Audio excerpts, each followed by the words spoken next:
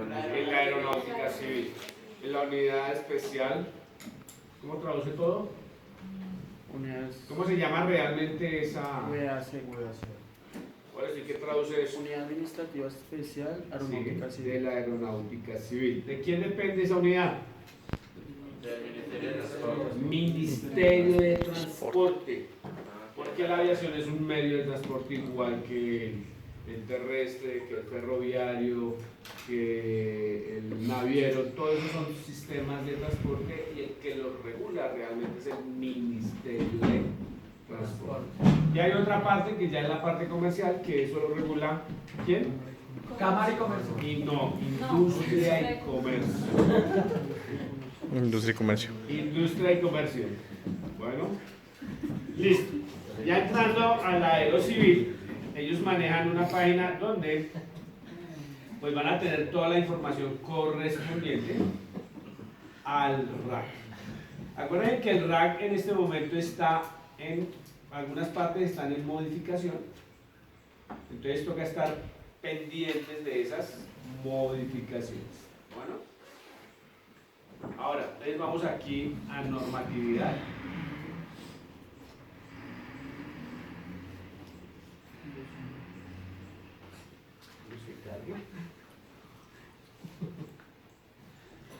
Y ahí en normatividad aparecen leyes, decretos y demás.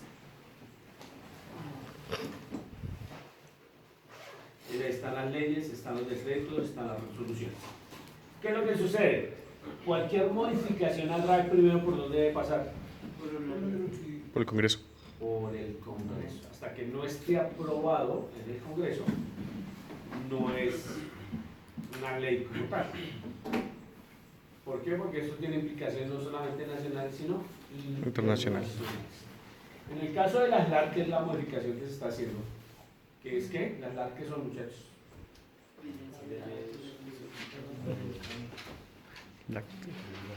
LAR. Señores. Leyes aeronáuticas civiles. No, señor. ¿Cuál? Las LAR. Latin American Regulation.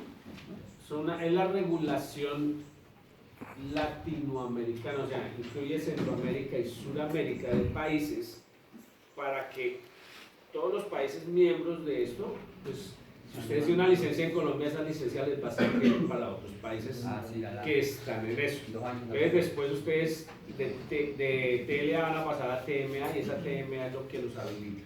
Bueno, pero hasta que no entre, ya entró en vigencia una parte, pero pues como todo aquí en Colombia, pues todavía falta otro pedacito.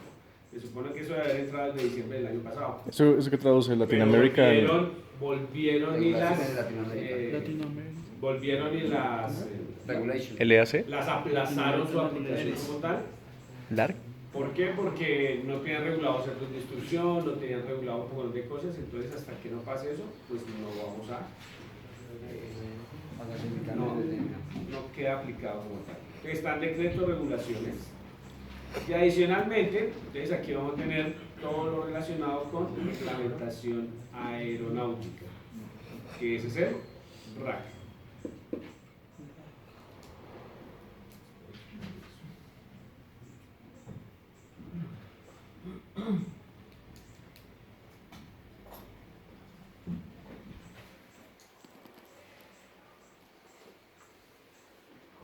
Ahora, el RAC, pues se supondría que tiene todos estos capítulos. Antes eran como 12 nomás. Y ahora ya vamos en 219. 215. Hay los que ya entraron, hay otros que no, están en modificación y demás. Siempre en todos los manuales aeronáuticos, incluido toda la información aeronáutica, en el primer capítulo está abreviaciones y definiciones. Entonces ahí pueden encontrar todas las definiciones desde el punto de vista aeronáutico. Entonces ahí ya van a ver que es un TARE, y ahí estarían las definiciones como tal. Por eso se denomina definiciones. Pero ahí no nos dice cómo se divide el TAR, cómo se divide un TARE, qué requiere para su aprobación. Entonces, ¿en qué capítulo está específicamente lo de la regulación de talleres aeronáuticos? En el 4. Normas de aeronavegabilidad y operaciones. aquí hay que hacer una aclaración. Anteriormente lo de los talleres estaba en el 4, ahora está en el 11. Son enmiendas que El dice... anterior estaba en el 4, ahora pasó esto al 11. Todo lo referente, pero no le modificaron casi mucho, solamente que pasó, cambió de literal o de numeral. ¿No? Entonces vamos al 11. Ok. 422, 411. Sí, señor. Entonces,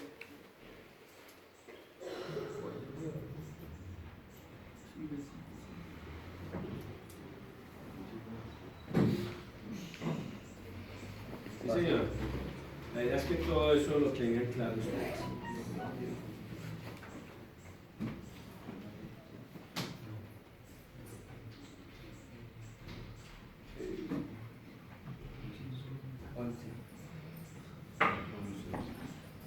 Ahí. Ahí está. Listo. Entonces, ¿ves? Aquí tenemos un capítulo específico sobre talleres aeronáuticos. Que ahí nos dice la aplicabilidad, que es un taller aeronáutico. Específicamente aquí hablan de la República de Colombia, pues porque esto aplicaría ya para la República de Colombia. Y toda la normatividad es en la República de Colombia. Entonces, ahí ya nos van a hablar de qué es un TAR, qué es un TAR. Entonces, un TAR es un taller aeronáutico de reparación. Y un TARE es un taller aeronáutico de reparaciones en el extranjero. Ahora, ¿quién da esa certificación o ese permiso para que ese taller funcione? La Aeronáutica Civil. Y el TARE, ¿quién da esa La Aeronáutica Civil también. Entonces, ojo, aquí hay que hacer una aclaración. Los TAR y TARE para Colombia aplican para las matrículas Hotel Kilo y Hotel Julio, o sea, las matrículas colombianas. Entonces, todo avión que esté matriculado en la República de Colombia, el que les da el aval o el permiso de funcionamiento de un taller es la Aeronáutica Civil.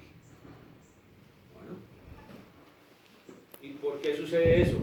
Pues porque Colombia es el ente regulador y es el que controla las aeronaves. O sea, cada país controla sus aeronaves. En el caso de Estados Unidos, que son matrículas November, entonces el técnico debe tener una licencia básica, que puede ser colombiana, pero adicionalmente tiene que tener la de Estados Unidos. Habilitada, o sea, presenta el examen y la habilita para prestar el servicio a aviones November. Entonces, en el caso de Estados Unidos, si le presto servicio acá, aquí para ellos sería un taller extranjero. Pero ellos obligan a que tengan la licencia de allá también. La INP, que es la que los habilita para que presten servicios como tal. Bueno, ahora, aquí dice el mantenimiento, alteraciones y demás. Y aquí están los requisitos. Entonces dice, ninguna organización puede funcionar como taller aeronáutico TAR o TARE sin un certificado de funcionamiento, que es concedido por la unidad ¿qué? Unidad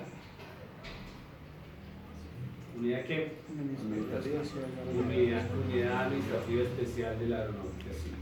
¿Listo? Sea en Colombia o en el extranjero. Ahora, cuando nosotros hablamos de mantenimiento específico, hablamos de motores, componentes y demás. Para obtener un certificado, pues hay que hacer una solicitud, ¿cierto? Esa solicitud debe contar con ciertos elementos. Debe contar con un manual de procedimientos de inspección. Ese manual de procedimientos de inspección es individual para cada empresa. O sea, no es que yo voy a otra empresa, hermano, présteme su MPI y lo fusilio y lo dejo igual. ¿Por qué no funciona así, muchachos? Porque cada empresa, dependiendo de los equipos que maneje y la estructura de la empresa, pues ese manual de procedimientos va a cambiar. Pues en líneas generales tienen los mismos ítems, pero su aplicación es diferente. No es lo mismo una empresa que trabaje con helicópteros a una empresa que trabaje con aviones. Con agua fija. A eso me refiero. Bueno. Bueno. En ese manual de procedimientos debe haber una descripción general del alcance de los trabajos que realiza el taller. ¿Qué quiere decir eso? Depende del tipo de taller, porque hay taller de estructuras, hay taller de plantas motrices, hay taller de instrumentos, entonces todo eso debe ir cambiando de taller en taller. Adicionalmente, una descripción de los procedimientos del sistema de control calidad. Ese control calidad generalmente, ¿quién lo maneja? El inspector. ¿Y el inspector para quién trabaja? Entonces, no señor, ahí Para la empresa. Ahí es para la empresa. anteriormente, lo que pasa es que hay un inconveniente. Anteriormente, el inspector lo pagaba la empresa, pero el señor le rendía cuentas a la aeronáutica civil. Hoy en día lo sigue pagando la empresa, pero ya directamente es responsable ante la, o sea, como representante de la empresa ante la aerocivil. O sea, él sigue informando a la aerocivil, como lavándose las manos en otras palabras, pero ya no depende directamente de la aerocivil. ¿Por qué sucedió esto?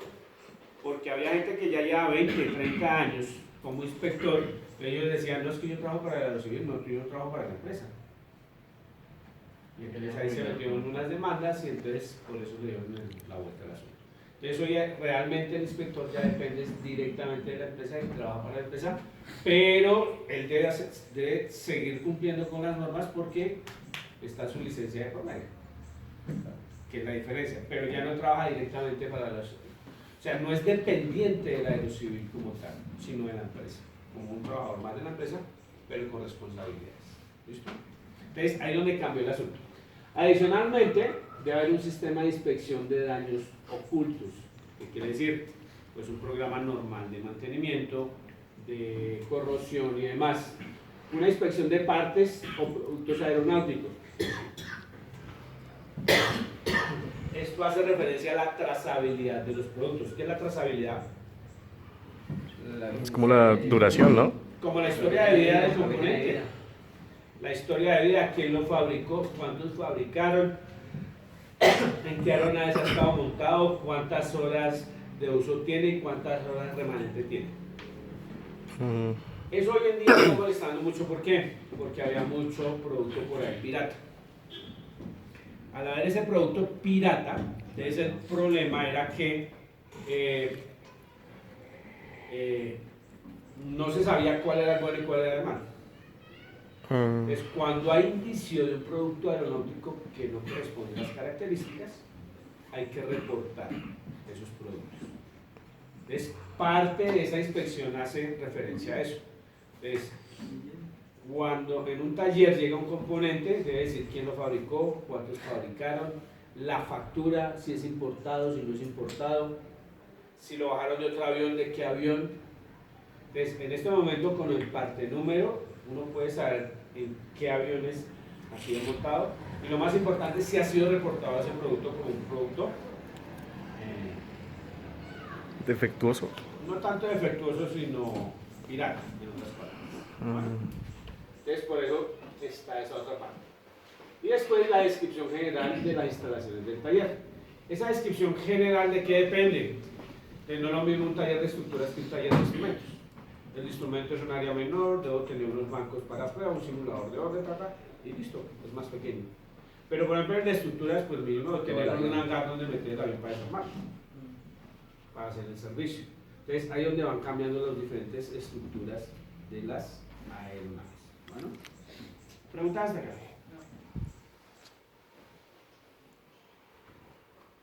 Bueno, y todo eso demás que está ahí, ¿no? Entonces habla de una descripción de los procedimientos utilizados para determinar la competencia del personal, o sea, funciones del personal, descripción de los métodos y cómo se llenan los registros de mantenimiento.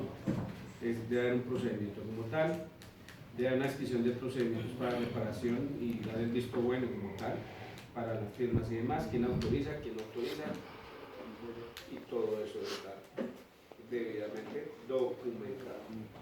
Listas de funciones del taller, nombre de la organización, fecha, expedición, pues, y términos que otorga el certificado de funcionamiento. Listo. En el extranjero es exactamente lo mismo.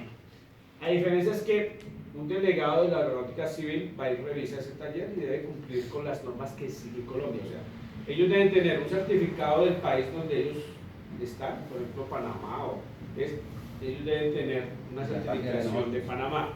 Pero adicionalmente, si le van a prestar servicio a un tercero, en el caso de aeronaves colombianas, el que emite ese certificado es la aeronáutica civil. Es decir, van y visitan, chequean que cumplan con las otras normas muy similares a Colombia y avalan ese taller para prestar esos servicios. ¿De acuerdo? Entonces, debe cumplir lo mismo.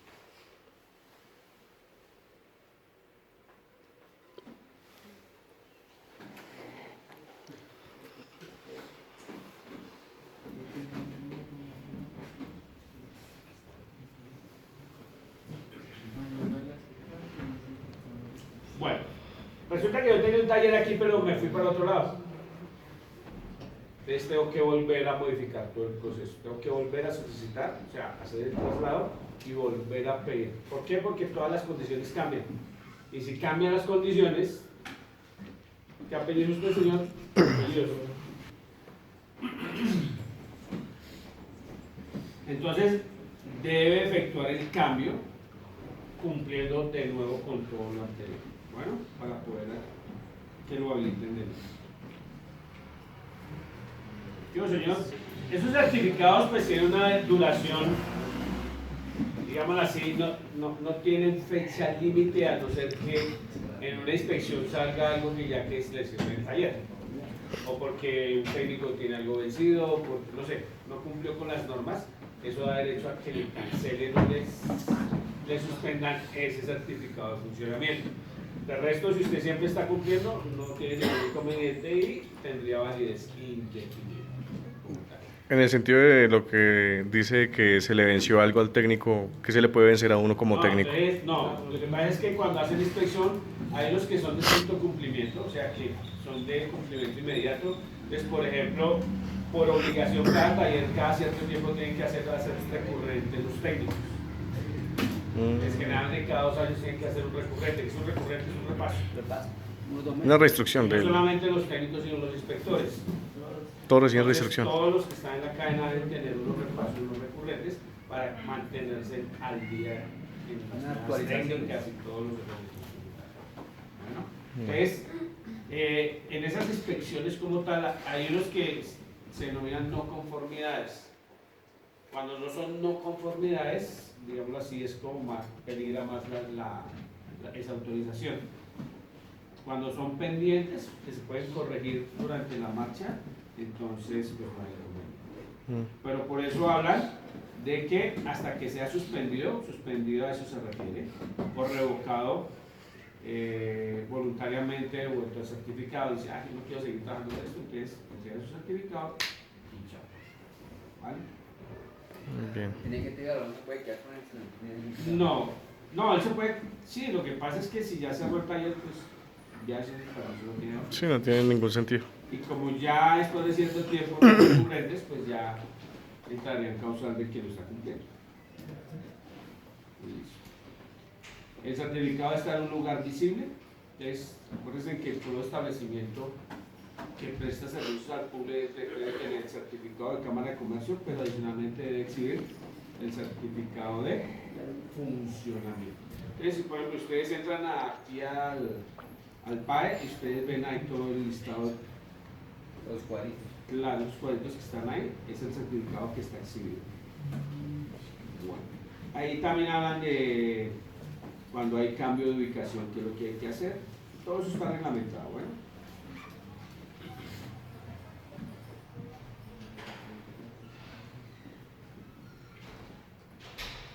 Ahí hablan también que todas las facturas deben estar membreteadas, consecutivos, dentro del taller. ¿Por qué es importante esto? Porque ya uno puede verificar en línea el logo del taller. O por ejemplo, el componente aeronáutico, ¿quién fabricó? Yo voy y verifico la factura y el logo que aparece allá en la autorización y comparar si eso es cierto o no. Porque cuando hay un elemento pirata, entonces no solamente es el logo, sino la misma dirección de quien lo fabricó. Toda esa información ya está en la red y uno puede consultar para determinar si ese producto es trazable o no es trazable, o sea, que tiene trazabilidad como tal. Bueno. Es más, hay unas firmas que autorizan, esas firmas deben coincidir con la que esté allá registrada. Eso hoy en día es menos probable que eso suceda con Pero los sí se puede de componentes. todas maneras plagiar. Claro, si hay alguien que lo fusilen con todas las de la ley, pero el problema es que van a aparecer registrados dos componentes con el mismo serial.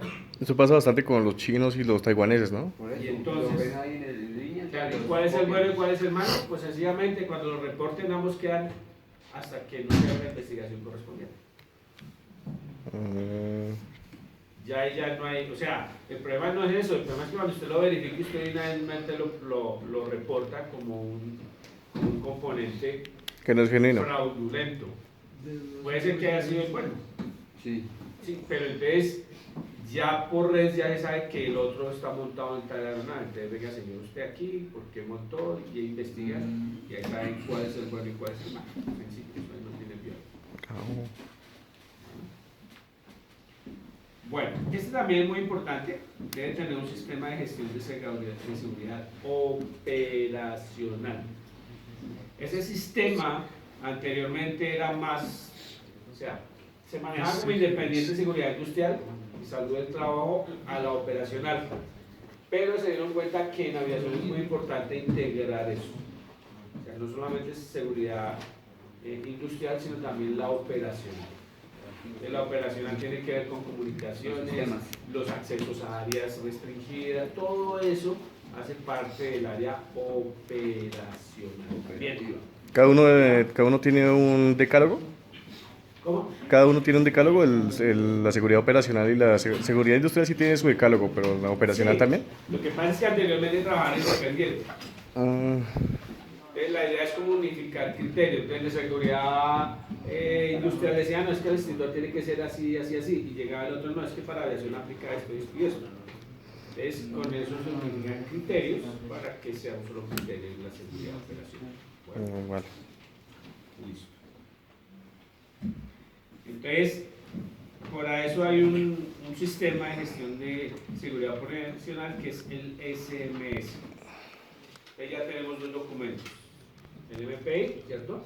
Manual de procedimientos, y el SMS, que es el que integra todo eso MPI, en manual de seguridad procedimientos. operacional. Y este seguridad operacional. MPI.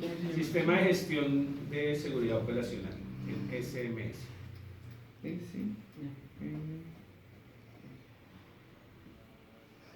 ¿Y eso ese acrónimo que traduciría?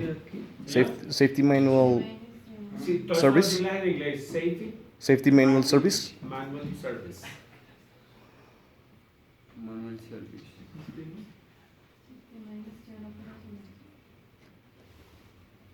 Es cualquier talla debe tener pues, esos dos documentos y más todo el clausurado correspondiente. ¿Y el MPI qué sería? Maintenance Procedure. Sí,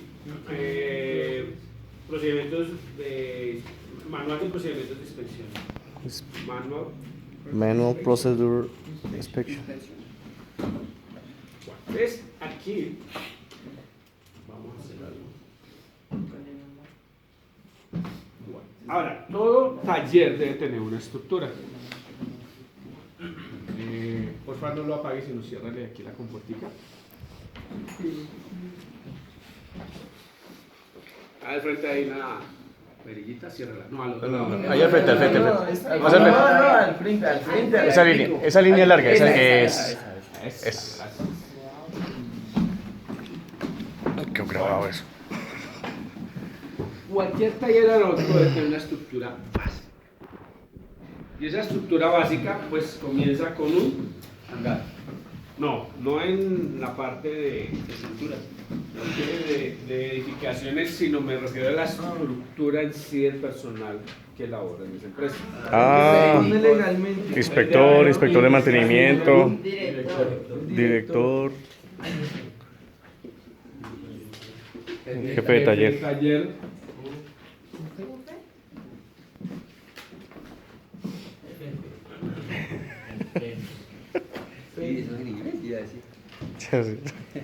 O un jefe, un director. Director jefe de taller. Ahora, ese director o jefe de taller es una persona, no necesariamente tiene que ser técnico, pero sí debe conocer de procedimientos de inspección, al menos tener cómo se hace una inspección de 100 horas, de 200 horas, pero adicionalmente que maneja algo en la parte administrativa. Entonces puede ser un administrador de empresas, pero debe tener conocimiento en el área aeronáutica de los procedimientos de Mantenimiento. inspección y mantenimiento como tal, ¿cierto? Esa sería la cabeza. En estructuras pequeñas, pues sería, generalmente es el dueño del taller y el está habilitado y demás. En estructuras más grandes, entonces acordemos que puede estar ingeniería y de ahí para abajo la red depende del jefe de taller. O sea, ingeniería hace unas cosas, pero la parte operativa que sería el jefe de taller o el director de mantenimiento. Más abajo, ¿quiénes va a estar? Supervisores. Los Inspectores. De último nosotros, pero lo más importante. Los inspectores, como les dije anteriormente,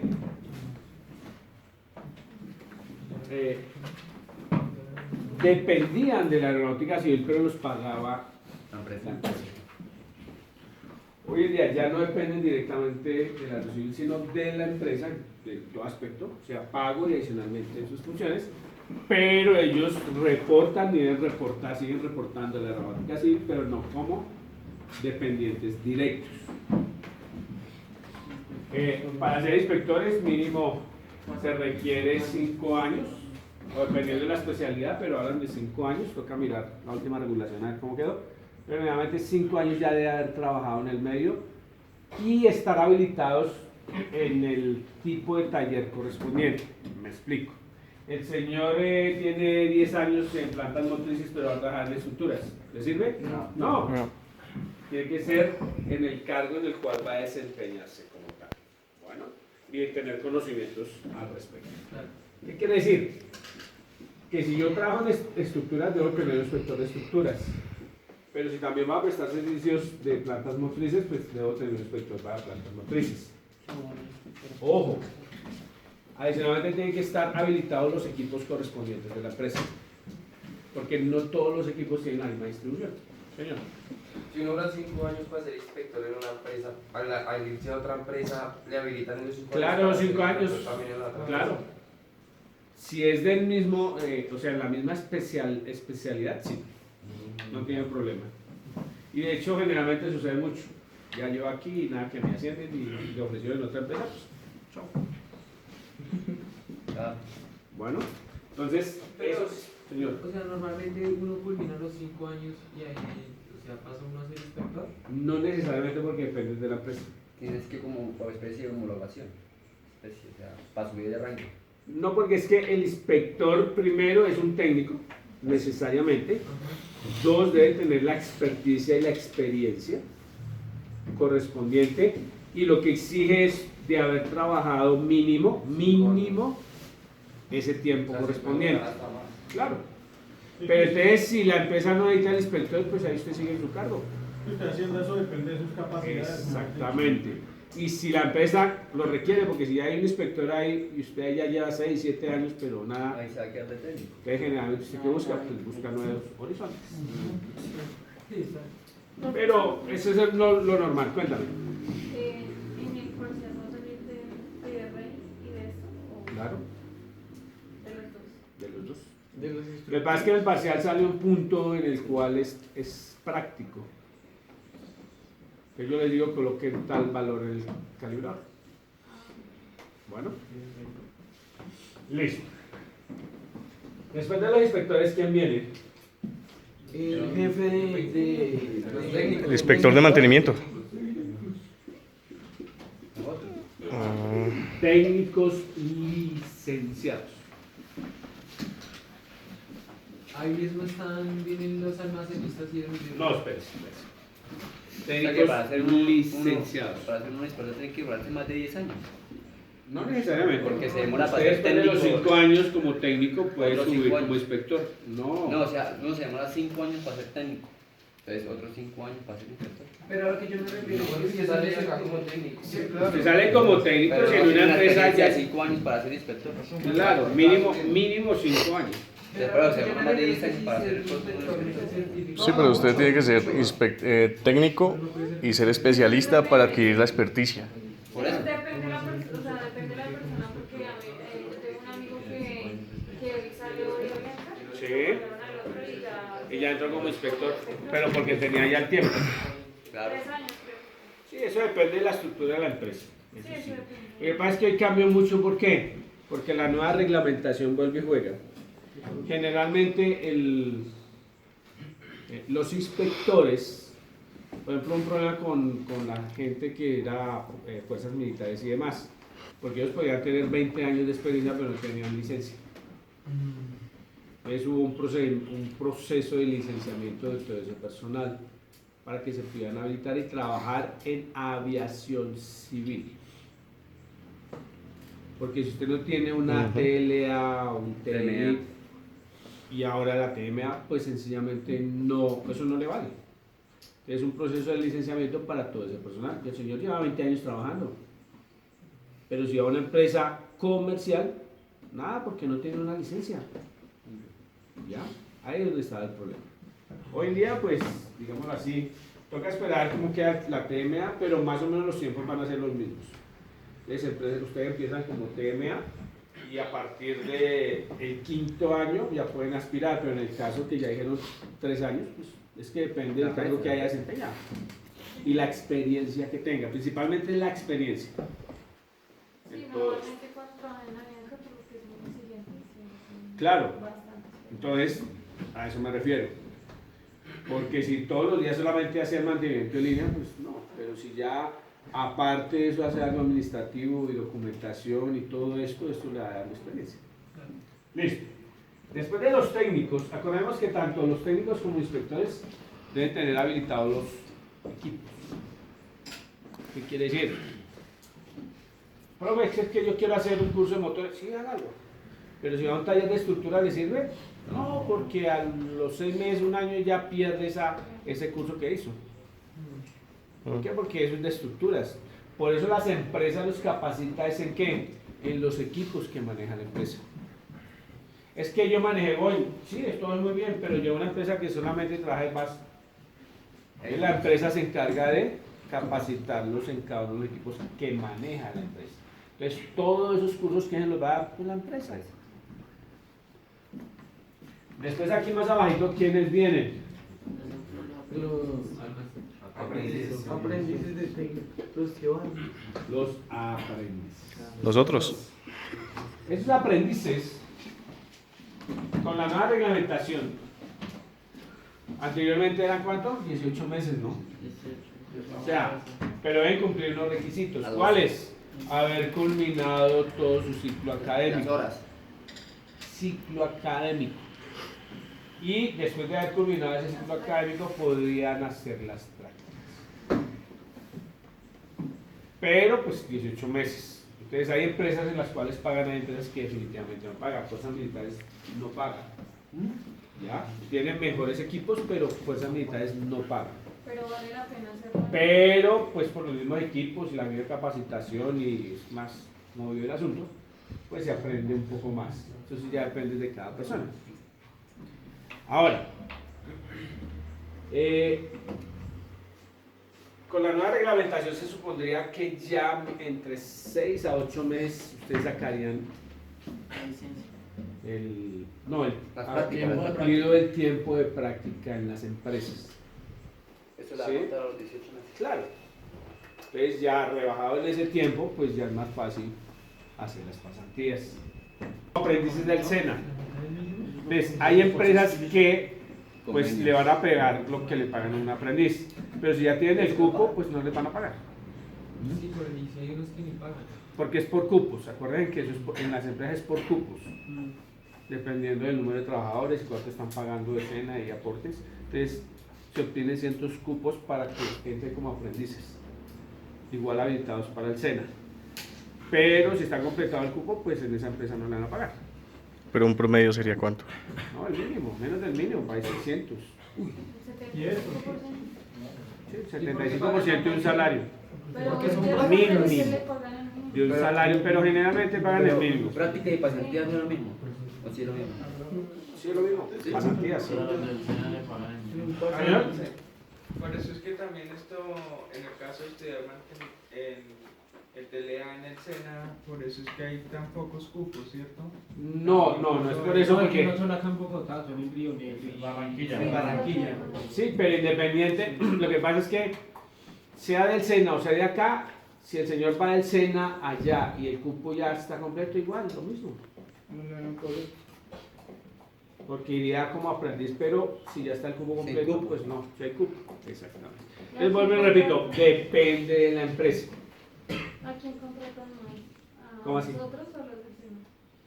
No, pues la institución, o sea, la institución como tal está, pues es la mejor ranqueada Sí. en nivel Colombia y en Latinoamérica. Sudamérica. Eso. O sea, nosotros tenemos Prioridad.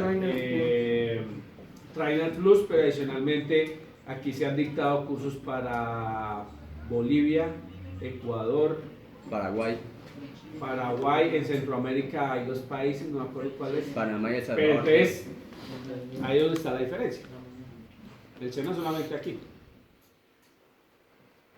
Bueno, la otra ventaja es esa, que ya a futuro cuando salga la TMA, o sea, pueden venir alumnos acá a estudiar acá. De otros países. Y se amplía también la oferta laboral para Centroamérica y Sudamérica, que ese es el objetivo de la TMA. Listo, muchachos. Bueno, aprendices. Ahora, más o menos, puede estar aquí o un poco más abajo, estaría almacén.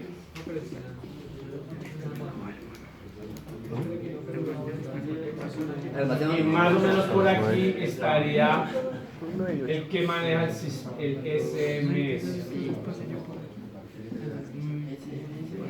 Puede estar aquí o puede estar acá. Casi al mismo nivel de acá, un poco más bajo. ¿Por qué? Porque este almacén puede ser, no necesariamente tiene que ser un técnico, pero sí debe ser una persona, adicionalmente que tenga lo de almacenamiento, en logística, almacenamiento y demás, deba saber identificar la trazabilidad de los productos.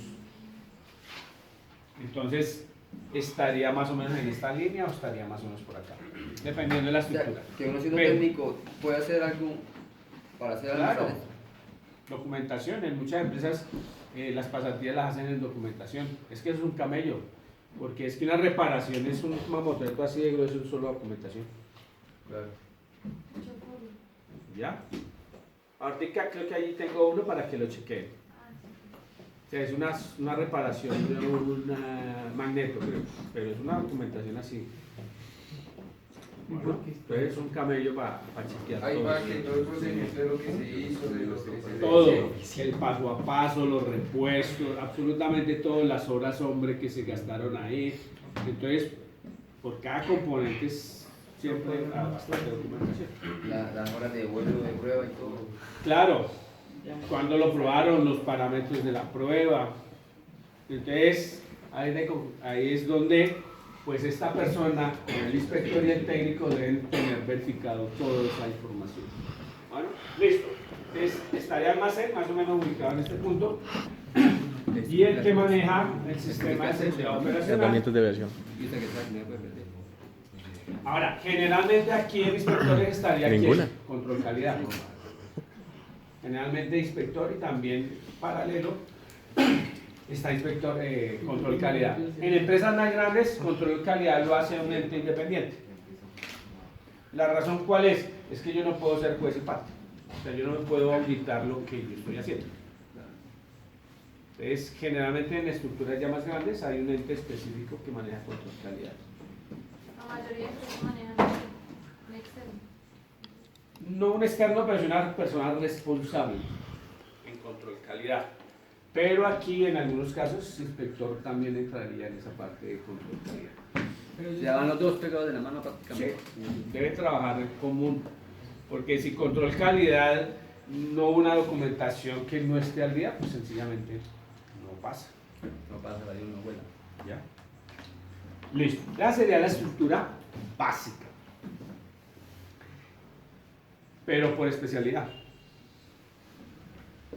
¿Cómo así? ¿Cuántas especialidades investigaron? Estructura, motor. Estructuras, motores, hidra- Y por ejemplo en estructuras hay dos categorías. Inferior a 5.700, superior a 5.700. En motores hay tres. Motores por debajo de 400 caballos, por encima de 400 y turbinas. Los que tengan su Si yo tengo turbinas, ¿será que puedo trabajar con recíprocos? No, tengo que tener habilitados recíprocos también. Entonces ahí es donde comienza a crecer la estructura de las empresas. O sea, no hay ninguna empresa que tenga absolutamente todas las habilitaciones. De hecho, Avianca, ¿qué comenzó a hacer? Cerrar talleres. Más fácil contratar con un tercero. Y se ¿Por qué lleva más toda la fácil? carga prestacional, señor. Porque La plata, el dinero. Más barato. Más barato, menos problemas con sindicatos, todos. Y todos los papeles. Menos Y empresas. la documentación, claro. De hecho, por ejemplo, aquí no hay ninguno que tenga banco de pruebas para turbinas. De hecho, lo único que tiene banco de pruebas para turbinas es Fuerza Aérea. Fuerza Aérea, sí. Sí, pero Fuerza Aérea para prestar servicio a terceros, eso es hay que hacer un curso para esa vaina. Entonces es más fácil, bajan el motor y lo mandan a una empresa que ya tenga eso y llega el motor reparado y porque los demás. Ah, claro. A eso me refiero. O sea que es mejor. Pues si lograran tener todas las licencias. No especializarse en motores, porque tendría que. No, porque es que no tanto que se especialice, sino dependiendo de la empresa a la cual llegue. Porque la empresa lo capacita en lo que necesita la empresa. Profe, ¿y unos cuántos años de experiencia debe tener para montar un taller? No. La plata. Que tenga la plata, sí. Usted puede No ser. hay que tener un mínimo, digamos, como. Claro, pero pues de personas. Usted puede ser un 1, 2, 3, 4. Y aquí mínimo son 2 o 3. Más almacén, más esto. Si usted es un campesino y ¿Y tiene eso toda la quién lo plata, manda a quién? monta Pues todo está eso. bueno que maneje la parte comercial, aparte eso de... Claro. El hangar. Picho en plata El usted. hangar. O sea, ese es el reflejo del poder del dinero. El que tenga el dinero para montar todo eso lo monta. Claro. Pidan préstamo Entonces, billetes. por eso lo que pasa es que hay empresas que son especializadas y entonces ellos pues tienen Prioridades. 2 o 3 habilitados equipos específicos. Entonces en motores tienen Lycoming y tienen Continental. Entonces ya tienen todos los seriales para eso. Entonces no tienen problema en habilitar el taller para eso. Pero una especie no es un gallo montar eso que le aprueben a uno. ¿Cómo así? Que le aprueben a uno para poderlo tener. No, porque el problema es mantenerlo. Entonces dice, bueno, ¿y por qué Avianca no monta un banco de pruebas para sus motores? Le sale más barato enviarlo allá que tener toda la estructura para hacer Eso es que tiene que hacer la inversión para la construir todo el reparación y taller. el overall para turbinas. Siempre buscarles ahorrar dinero. No crean. Porque es que se va más. Se ahorran por Se ahorro. ahorra mucho plata. Pero la empresa puede. Porque usted solamente paga la reparación del motor como tal. Pero si habían que montar. A diferencia de las otras empresas que todos los días está reparando motores. Avianca no todos los días se repara motores. Pero aquí en Pero Colombia Avianca se podría y prestar podría el prestar el servicio. servicio. Que va a tener unos tiempos muertos que no se justifica mantenerlo. Por eso cerró algunos talleres. Pues digamos, si montaran uno no le sale mejor, como dice usted, que no reparan. Claro, todos los si días. fuera todos los días y el trabajo fuera de esa misma forma, valdría la pena montarlo. Y si ellos prestaran el servicio a terceros. Se Otros supone. que se reparen todo. Se supone que la habilitación para los otros equipos también es. Vale plata. O sea, el negocio de ellos no es reparar, es transportar. Es volar. Transportar carga o pasajeros. ¿Listo? Bueno, ahora vamos a ver la clasificación de los talleres. Yo sí. Por cada especialidad hay que tener habilitación. Hay que tener un inspector, hay que tener los clínicos habilitados en esos equipos. Y los ayudantes, sí, eso sí. Ellos llegan rapidito, No, ya no se esfuerzan. Sí.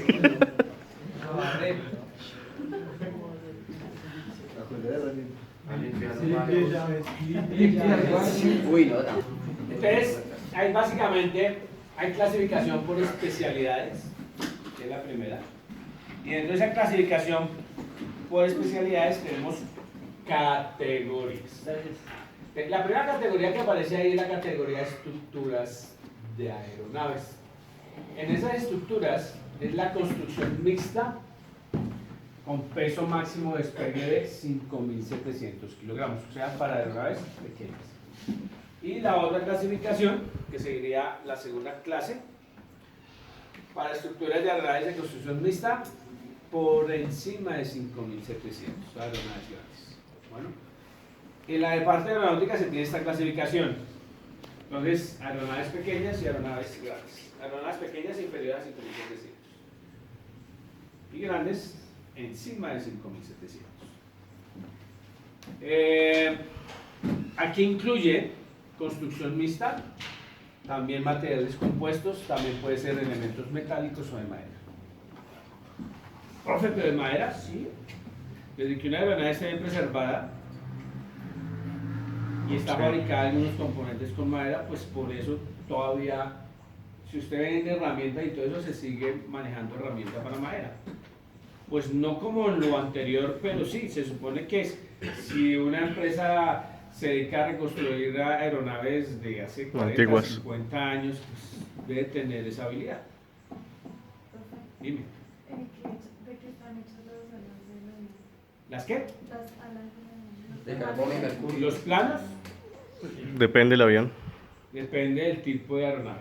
Porque las aeronaves antiguas, las alas estaban recubiertas con tela gruesa. Generalmente, hoy en día, anteriormente eran madera y tela, ya después pasaron a aluminio y hoy en día ya estamos en materiales compuestos. Carbono. y Que son laminados de fibra de vidrio y laminados de fibra de carbono.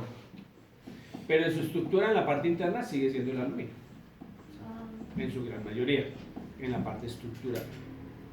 Bueno, porque tiene más capacidad de fuerza y pesa menos que el acero. claro, de carga como tal, ¿sí? Pero el aluminio, lógico que no. Pero, por ejemplo, lo que está muy de moda adicionalmente es la aplicación de titanio. Aunque el titanio es muy costoso, una aeronave puede tener hasta 18 o 20 toneladas en diferentes componentes de titanio, principalmente en el motor, es el compresor, en el fan, todo ese elemento es en titanio. En algunos soportes, titanio. Y los Y aviones de el combate, resto sí en aluminio. los aviones de combate son la mayoría de la estructura de lo que sostiene casi todo el avión, ¿no? Claro, pero eso es más de materiales compuestos. Ese sí era materiales compuestos. Lo que pasa es que el material compuesto, la ventaja que tiene es cuál, muchachos. Es más, que tiene mayor resistencia que el mismo acero, Ujú. pero tiene un inconveniente. Un impacto lo fractura muy fácilmente. Un impacto, una piedra, cuando pega ahí, Sí. se fractura el material compuesto. Eso es como el inconveniente del material compuesto. Pero es más liviano, más resistente, no se oxida como se oxida una lámina normal, ¿sí? O sea, tiene un proceso de oxidación. No sufre de corrosión. Más por UV, pero no corrosión como se genera en una estructura metálica. Listo. Entonces tenemos dos categorías, clase 1 y clase 2. Categoría plantas motrices. Entonces, en aviación ya no vamos a hablar de motores, sino de planta motriz. Y la planta motriz hace referencia a ¿qué? A motores recíprocos hasta 400, que es la clase 1. La clase 2, motores recíprocos de más de 400. Pues más de 400, aquí estarían esos motores radiales, de esos grandotes viejos. Son motores que tienen 800, 900 caballos de fuerza. Y los de línea también. Y los de línea arrancan, uno de 400 son 90, 100 caballos. Uno más Avionetas grande, pequeñas. 200 caballos, 150. Aviones 100. pequeños, o sea, esos son lo que es motores de y bimotor. lo que son motores de pistón es de aeronaves pequeñas. Sí, exactamente. Ah, ok. Y ya la clase 3 sería motores a turbina. ¿Qué quiere decir, muchachos? Si vemos la estructura anterior, entonces, listo, está el jefe de taller o el como tal, pero por ejemplo, si es de aeronave, debo tener un inspector de estructuras, un inspector de motores, pero ese inspector depende de los tipos de motores, no es lo mismo uno de recíprocos que uno para turbinas. Así En que el caso que tengo algo, debo tener un inspector para recíprocos y un inspector para turbinas. O sea que el turborreactor clase es de clase 3. Entra en la Sí, clase 3. claro, todo lo que sean turbinas es clase 3. Los aviones de combate. Bueno, O sea que los turbohélices entran en clase 3. claro, todo lo que sea turbina, Por eso, clase el 3. Boeing ¿Y en de clase Gazprom 2 tiene cuál turbinas. entraría?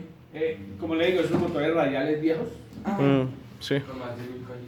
sí, esos son motores, o sea, muy grandes, de hecho son a gasolina. Y muy imagínense. pesados.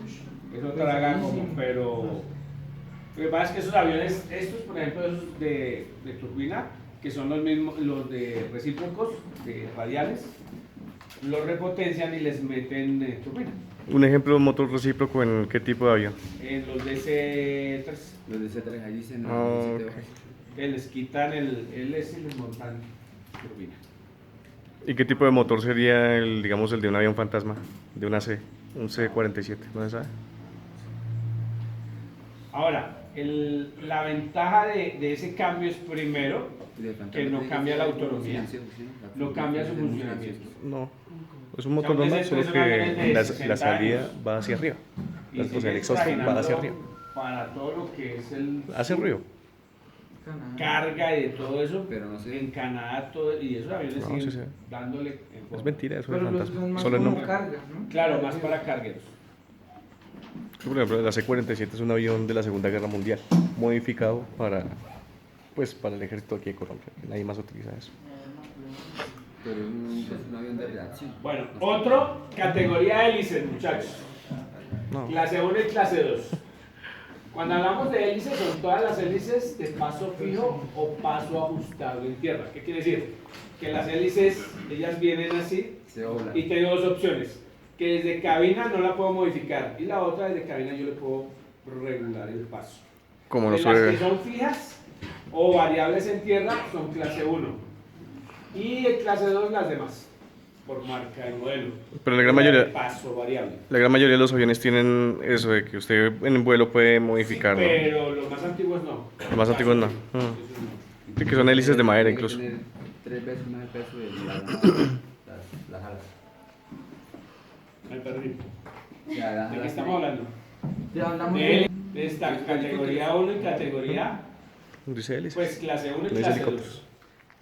Entonces todas las hélices de paso fijo y paso ajustable en tierra, incluidas las de metal, madera, construcción compuesta o materiales compuestos.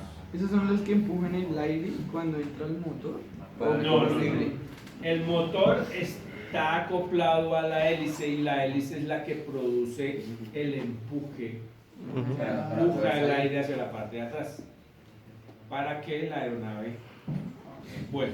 Ah, son Pero esas entonces, que uno ve. lo que pasa es que las de paso variable son más eficientes. ¿En qué sentido? Porque en el despegue yo necesito más fuerza. Entonces necesito, generalmente el ángulo de ataque es mayor. Ujú. Pero ya en vuelo, como necesito velocidad, se disminuye el paso y consume menos combustible. En cambio, en la fija siempre hay DL, pero entonces yo no le puedo regular y va a consumir más combustible el motor. Categoría radio y navegación. Entonces vamos a tener clase 1. Equipos de comunicación en general, todos los equipos de comunicación. Entonces, tanto de transmisión como de recepción.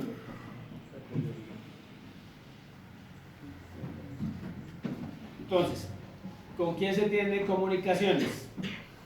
Torre de control, Torres de control.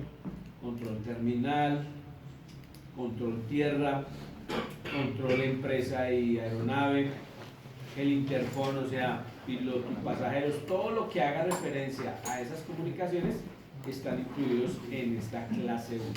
Bueno, les hablan de dispositivos de sistemas de amplificación, sistemas, dispositivos eléctricos y electrónicos de señalización para el personal de a bordo y todo eso. Entonces, ahí están todas las señales que aparecen cuando el avión va a despegar, que se pongan el cinturón, que todo eso está ahí en clase 1. Clase 2.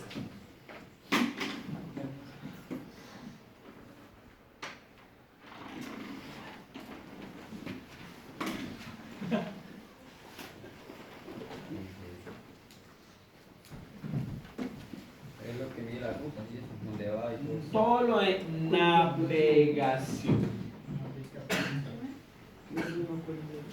esos equipos de navegación, ahí van a estar todos los de navegación en ruta. ¿Cuáles son los de navegación en ruta, muchachos? GPS, No, GPS. compás. Bueno, sí. Lo que pasa es que GPS no está normalizado como equipo de navegación.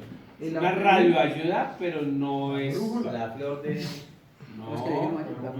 La flor de ¿Cuál los es vientos. el elemento que está normalizado para navegación, muchachos? BOR. El BOR. Very High Frequency. Lo que pasa es que anteriormente estaba el ADF. El ADF lo que pasa es que él sintonizaba las frecuencias de radio. Entonces yo sabía que la antena de Caracol estaba allí, la RCN allá, entonces yo sintonizaba esa antena y la budita me indica hacia dónde está esa antena. Entonces me podía localizar. ¿Cuál es el problema con esa información? Que si la antena la apagaban, me perdí. Entonces, a raíz de eso, ¿qué pasó? Se crearon unas antenas exclusivas para La aviación. aviación, que son Las los BOR. BOR. Ok. Ah, sí, las cambié. El BOR está situado generalmente en la misma ruta o las rutas que ya están establecidas, y ese BOR va a tener una frecuencia específica. Yo la sintonizo y la burita me apunta hacia donde está esa antena. Entonces lo que yo hago es coger hacia esa antena. Llego a esa antena, selecciono la siguiente hasta que llegue a destino. Y esas son las vías aéreas imaginarias que hay en el espacio aéreo, y esas son las rutas como tales. Esas ya están establecidas, que son las rutas estandarizadas.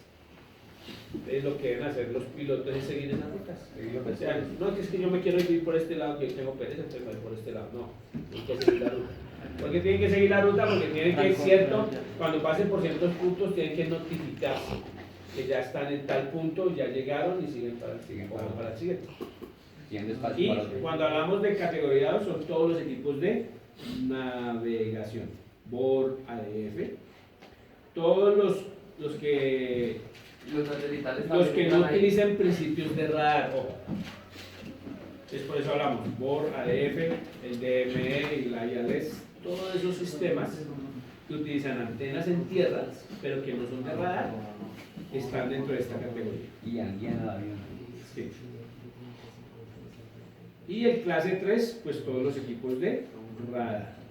Entonces el radar meteorológico, el radar de aproximación, o sea, de proximidad suelo ir con respecto a aeronaves, los sistemas anticolisión, por ejemplo. Entonces todos estarían en radares. Ok. Generalmente esos talleres, ¿quién los manejaría? Los TI, ¿no? Más la parte de TI, que es radio y navegación. Categoría instrumentos. Es clase 1, instrumentos mecánicos. Entonces, cualquier instrumento de diafragma. ¿Cuáles son esos de diafragma, muchachos? Los de vacío. Altímetro. ¿El altímetro? El ¿Barómetro? El climb. O sea, el de ascenso y descenso. Que miden la rata de ascenso o descenso. Climb. Ellos traen unos aneroides, se llaman eso. Y se inflan o se bajan dependiendo de la presión atmosférica. Los tubos Bourdon. ¿Quién maneja los tubos Bourdon? Los que miden presión. Presión de aceite, presión de combustible. ¿Listo? Los aneroides, lo que hablamos ahora. Ópticos y centrífugos mecánicamente. Todos los que operan más como mecánicamente. Tacómetros. En el avión el tacómetro me indica es potencia, ¿no? Sí. Aunque son revoluciones, pero cuando yo pongo full potencia estoy a full revoluciones y así sucesivamente. Indicadores de velocidad. Entonces el velocímetro estaría en este.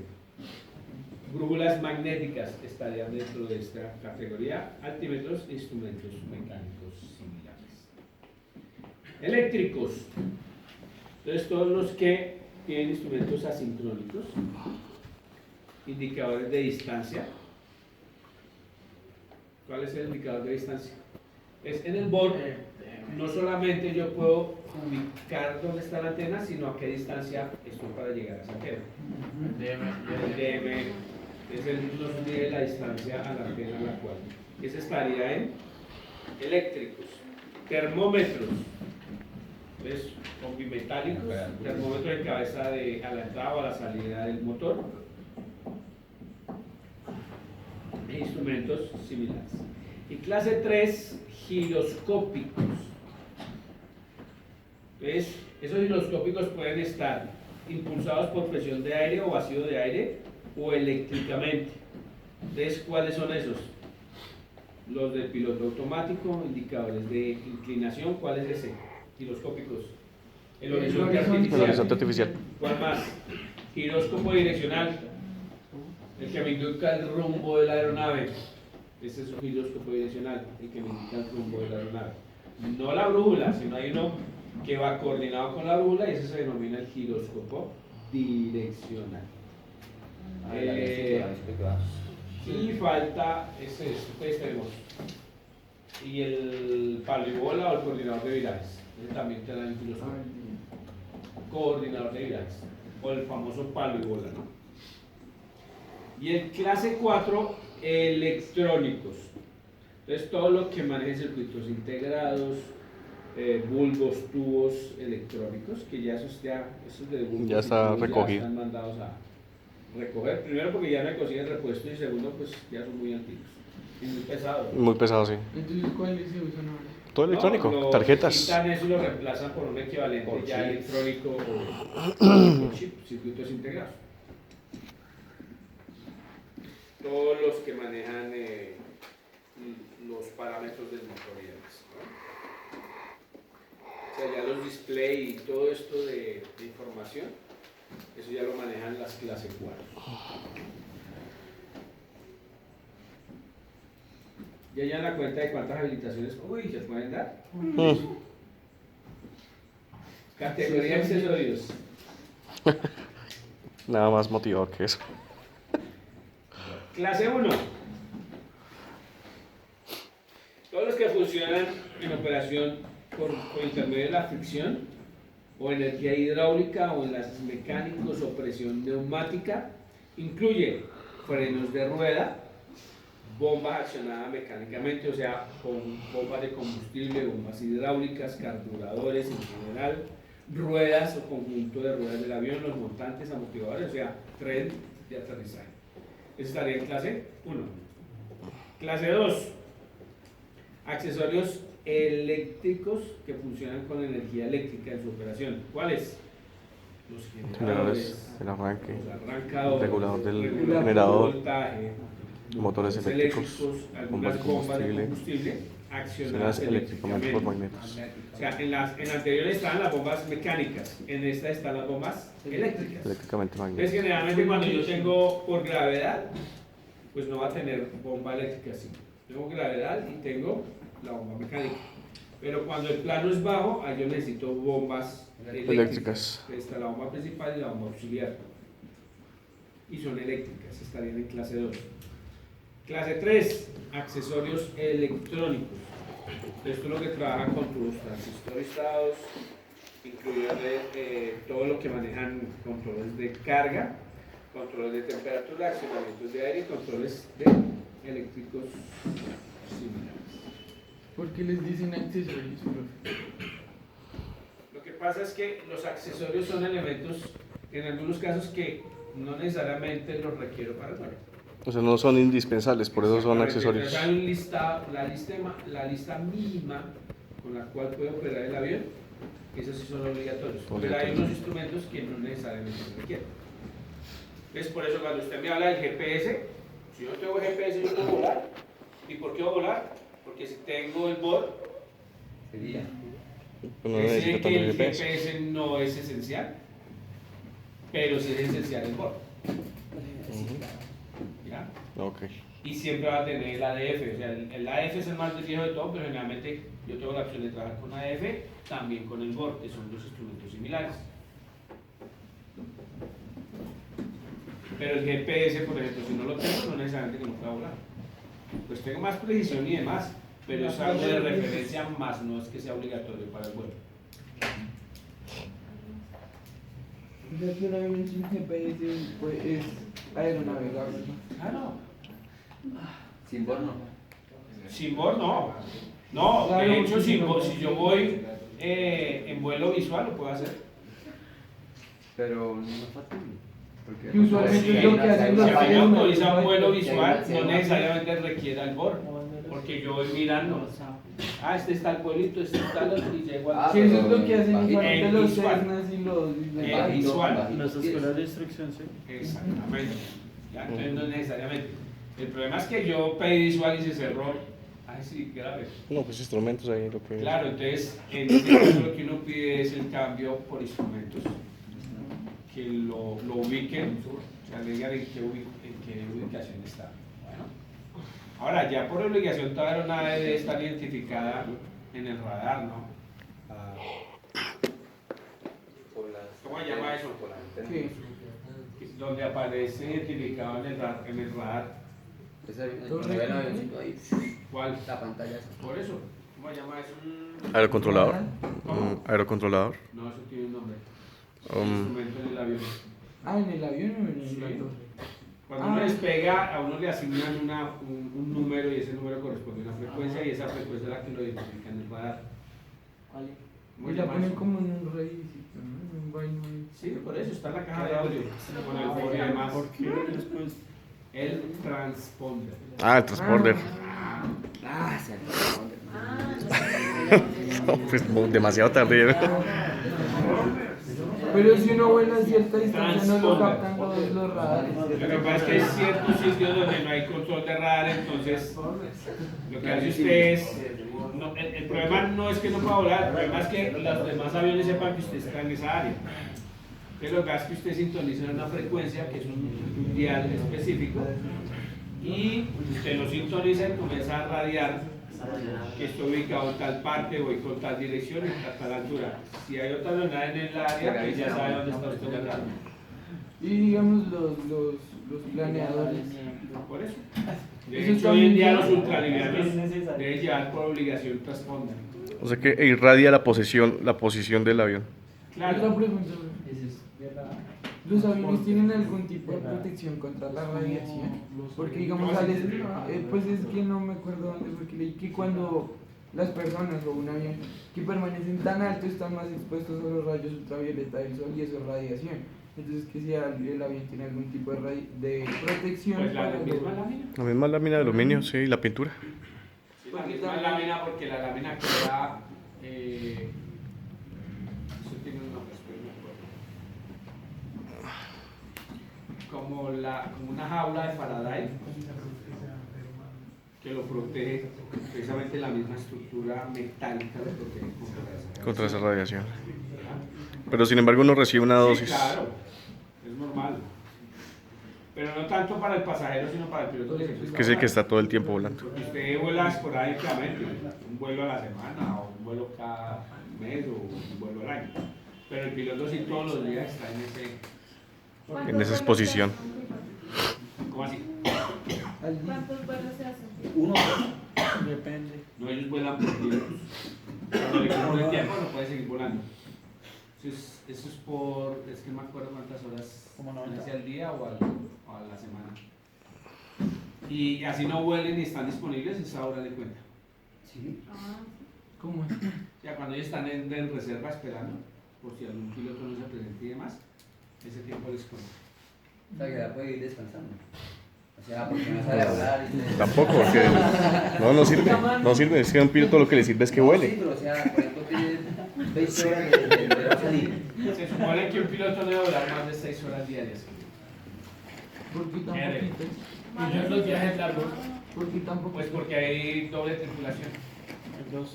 Pero es un trabajo de Igual cuando llegan a la altitud. Y cuando llegan allá, pues tienen, pernoctan y al otro día vuelven y vuelan, pero hay otra tripulación que los reemplaza.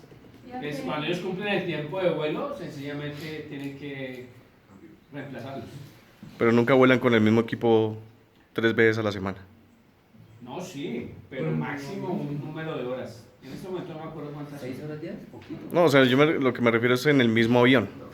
Sí. ¿Sí? De hecho, ¿Quedan como hay- asignados? Están en ruta, salen en Bogotá, no sé, Río Negro, Barranquilla.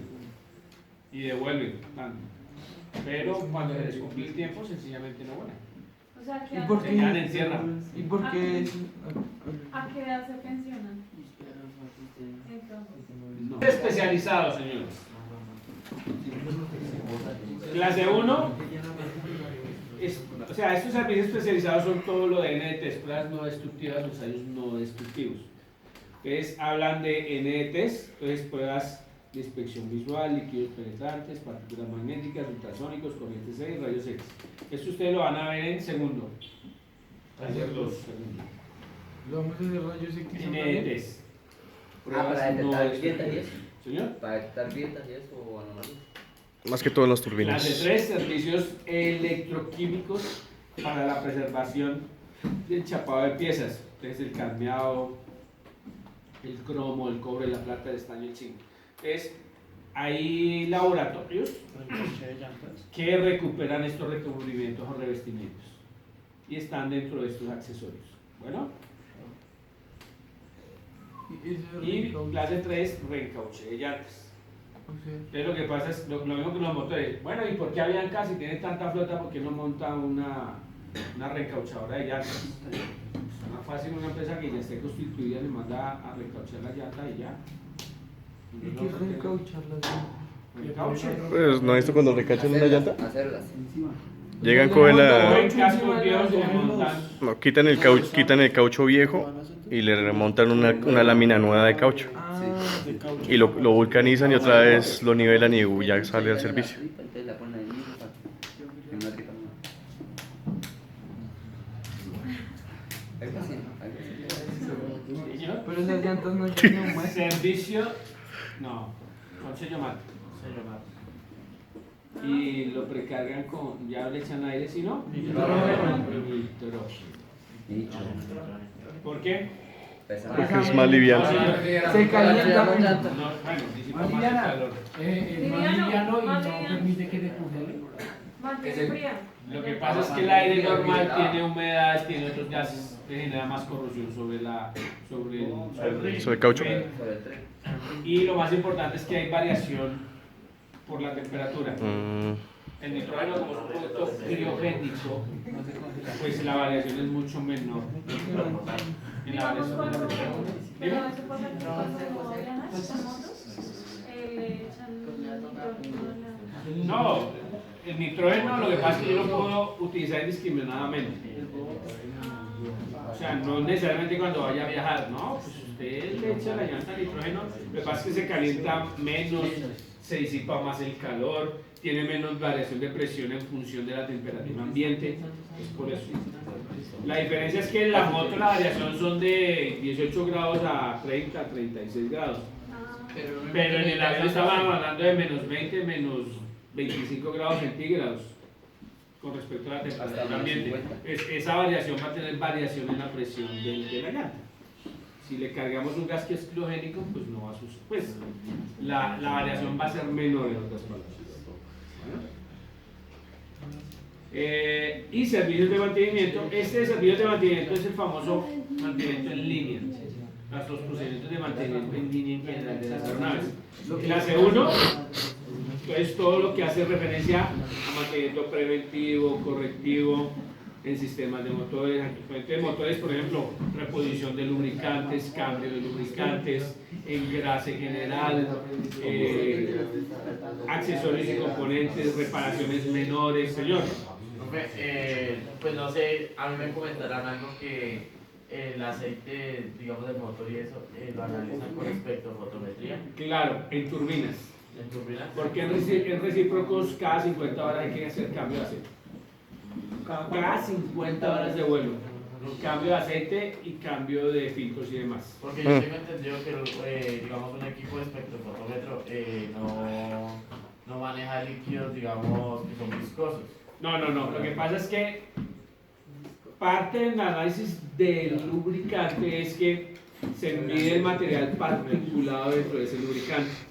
Y eso me da un indicio de cómo está la turbina por dentro. Es más por eso. Porque cuando está más o sea, generalmente el desgarre, la diferencia entre el recíproco y la turbina, ¿cuál es? Primero, en el recíproco hay contacto del carbón con el lubricante y por eso se pone negro, y es normal que se ponga negro. O sea, preocuparse cuando no se ponga negro. porque él remueve el carbón. Entonces es normal que se ponga negro. Cuando el mecánico le dice, uy, pero patroncito, esto está muy malo porque es que vea negro ya. Es que es normal. En la turbina, ¿por qué no se pone negro? Porque está el habitáculo del rodamiento y eso es sellado. Entonces el lubricante pasa, lubrica, va a una bomba, va por el filtro y vuelve y retorna, pero es en un circuito cerrado, entonces no tiene contacto con la cámara de combustión. Entonces es un lubricante que no se va a poner negro. Lo que se mide principalmente con ese equipo es el material particulado, o sea, partículas metálicas, la cantidad de partículas metálicas que hay dentro del aceite. Y eso me da un indicio de cómo está el motor internamente. Claro, entre mayor material particulado, pues más desgaste ha habido dentro del motor por horas de vuelo, normal. Entonces, esa es la diferencia. ¿Vale? Dentro de este está precisamente eso, ustedes sacan, muestrear el aceite para mandarlo al laboratorio.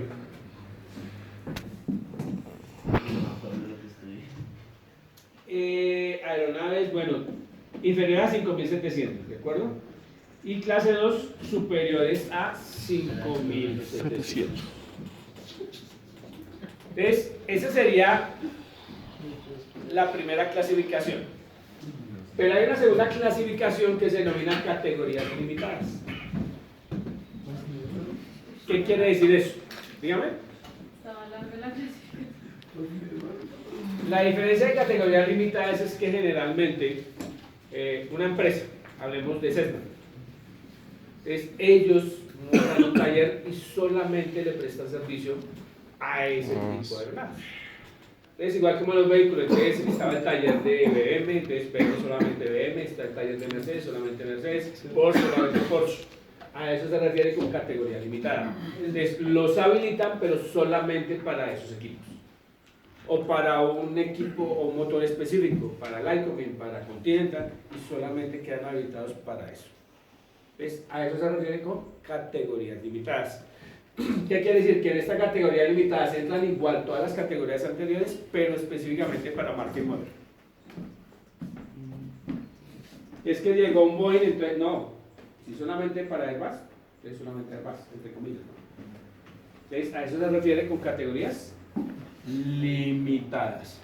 Entonces, por eso hablan de un taller aeronáutico que mantenga o altera o reconstruya solamente el tipo en particular de estructura, planta motriz, hélice, radio, instrumentos, todo lo, pero solamente por marca y modelo. Okay. Eso era mucho en helicóptero, entonces ven solamente ver. ¿Ya? Entonces, dependiendo de la estructura del taller, digámoslo así, lo que pasa es que por marcas, el representante de cada marca pues le conviene más que solamente le lleven la marca correspondiente. Categorías limitadas. Si miramos categorías limitadas, vean, está para estructuras, igual que el anterior, para motores, para hélices, para instrumentos. Esto se da mucho también en instrumentos. Entonces, generalmente en instrumentos hay mucho Bosch, instrumento, es que hay una marca, pero hay una marca que se utiliza mucho, que es Siemens. Honeywell. No, no he escuchado nunca. Este maneja muchos instrumentos, que son eléctricos y electrónicos. Equipos de radio en general, marca y modelo, accesorios de marca y modelo, componentes de aterrizaje, marca y modelo, flotadores por marca y modelo, equipos de emergencia, aspas, trabajos dentelados, por ejemplo. Ya para una vez, ¿no? Ese flotador es de combustible, ¿no? Dígame. Lo de flotador es de combustible, para medir el combustible. Sí, son instrumentos de medición. No. Y para efectuar reparaciones mayores, actualizaciones mayores, overhaul y determinados por marca. Y normal mantenimiento de línea de cada una de esas marcas. Ustedes se cuenta que son las mismas categorías anteriores, pero para una sola marca. Okay. En la otra tienen la opción de que queden habilitados para varias marcas. Preguntas, muchachos. Entonces, pues no es tan sencillo montar un taller aeronáutico. El problema es mantener, o sea, si usted tiene el trabajo para todos los días, eso sí vale la pena, pero si va a reparar un motor una vez al mes, pues mantener una estructura de estas, pues se come el taller en un mes. A eso me refiero. Muchos aviones. Claro, es que no, acuérdense que el taller no tiene motores, no tiene aeronaves, él presta un servicio de mantenimiento. No, pero Lo puede prestar para la empresa o a terceros. O la empresa que tenga las aeronaves. Por eso a terceros. Entonces, por ejemplo, el de motores sí funciona. ¿Por qué? Porque todas las empresas le mandan a arreglar motores.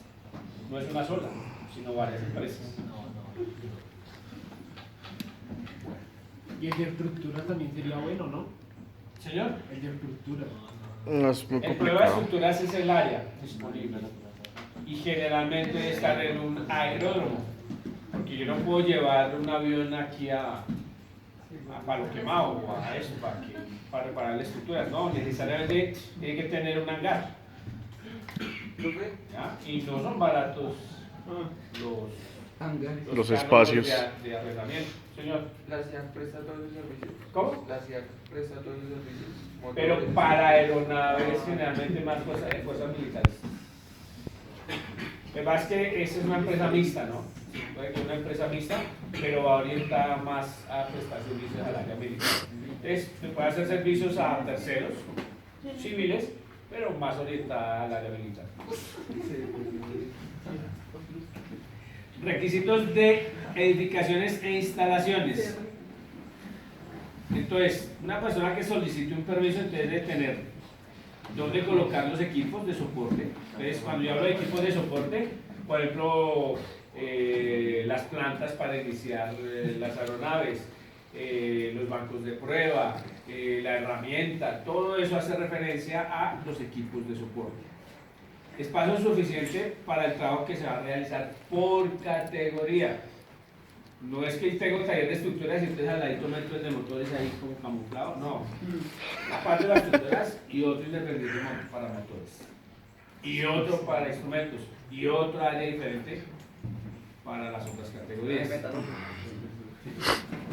Instalaciones para el almacén, lo que hablamos de la parte de almacenamiento, para separar, proteger, clasificar, aislar, mantener todos los componentes que se desmontan en el avión o los repuestos como tal. Las instalaciones adecuadas de todo, baños, áreas de descanso, áreas de circulación, oficinas.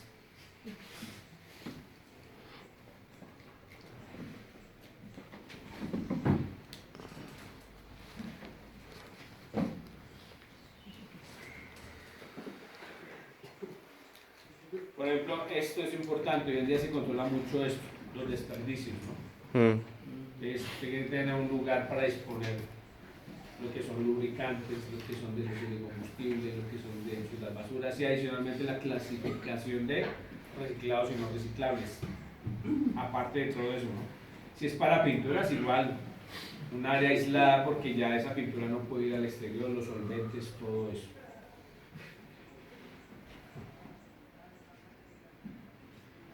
Si presta servicios de mantenimiento en baterías, pues un área específica para baterías.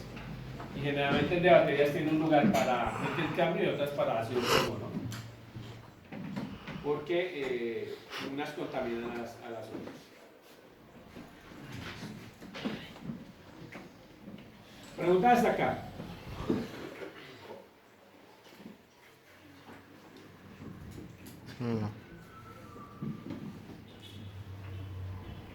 Por ejemplo, el Y por profesor- último, dime. El profesor de... ¿cómo se llama? El profesor de física dijo que votaban antes votaban Todo eso al caño.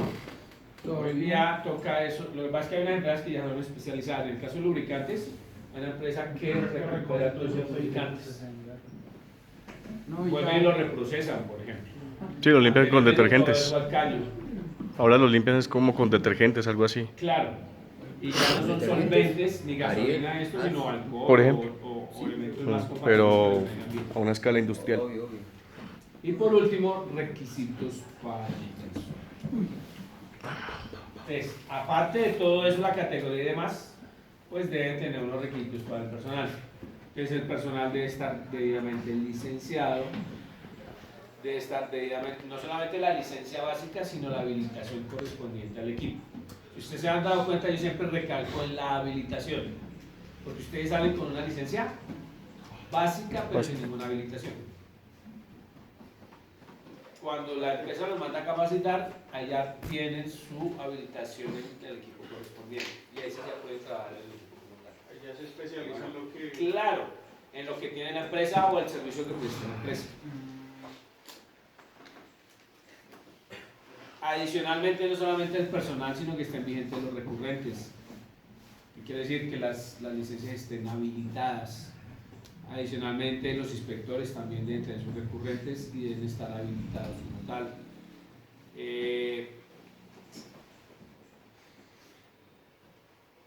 Generalmente debe tener una cantidad mínima de trabajadores o de técnicos licenciados, dependiendo del volumen del trabajo.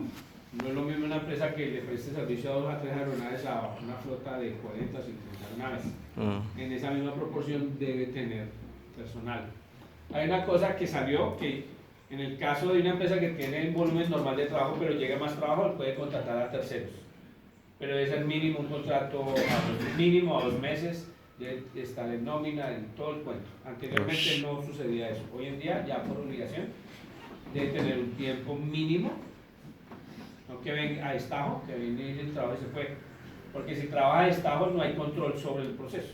Es más peligroso. Claro, porque si este año y al otro día vino otro diferente, entonces ahí comienza a haber problemas. Es por eso un tiempo mínimo específico hasta que se culmine la labor.